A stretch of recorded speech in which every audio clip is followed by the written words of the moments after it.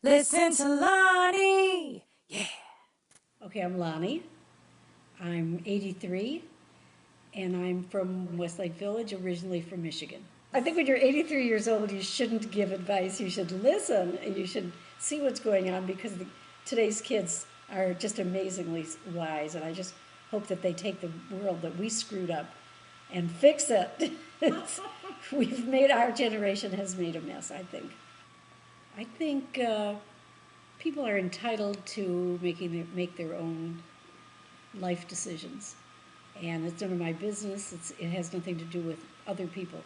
People should do what they feel comfortable, and love is very important. I met my husband, and the time we got married was probably shorter than it ought to have been. But we managed to work things out. It's just because I'm so reasonable. I love Obama. Kennedy, haven't had too many favorite presidents.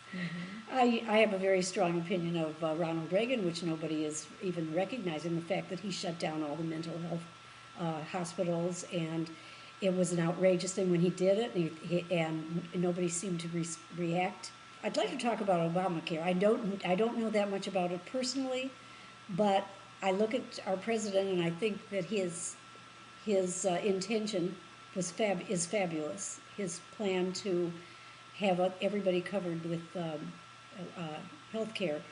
And even though 85% of the people don't even need that, the 15% who do, he's been called all kinds of names and accused of doing terrible things as if he's trying to build himself a palace or something instead of trying to do what's very important and good for people in our country who haven't had health care in the past.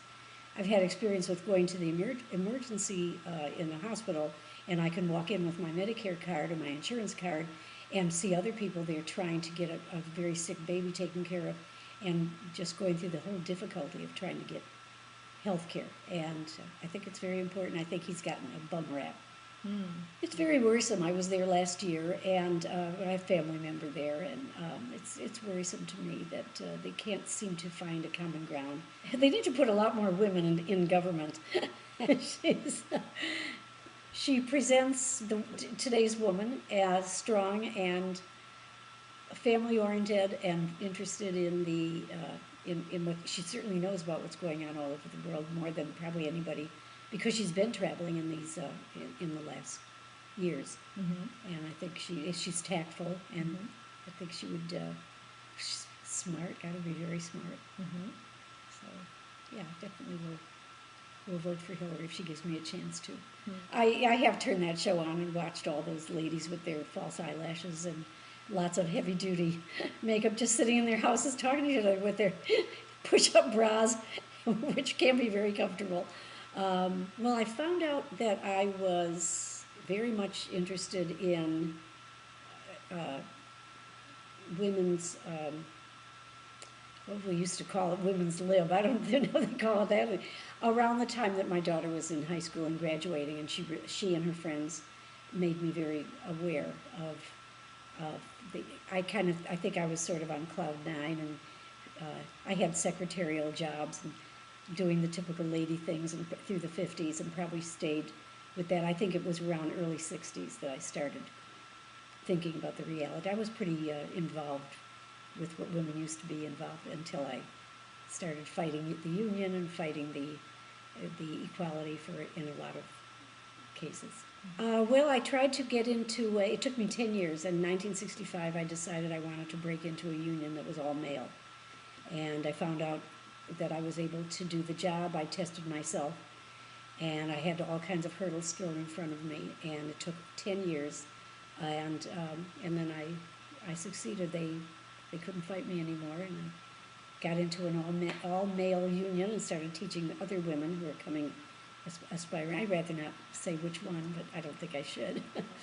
Well, they told my husband that if you let your wife come in, then she'll divorce you because she won't need your income anymore. She'll have her own income. That was one stupid statement. That when they realize how easy, when they see women doing this, when our employers see women doing, well, these producers and the directors see that women can do this job, they'll just think that's a kind of a nothing job. Those are the remarks that were being said. And then when I did finally get in, I was, when you're in a union, you're brothers and sisters. And my brothers in the union, they called that, sabotaged me. I'd be running a film, and somebody would run by and throw off my power switch and stop.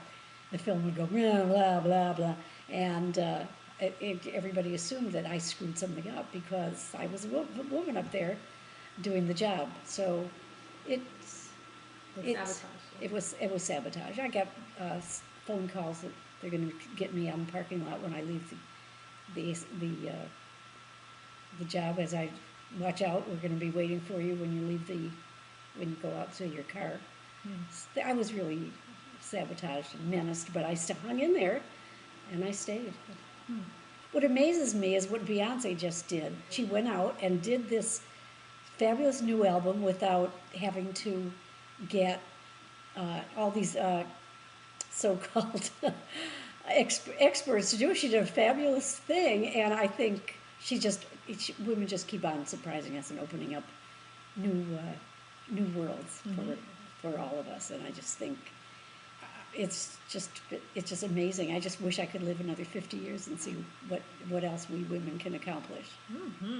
Listen to Lonni. Yeah.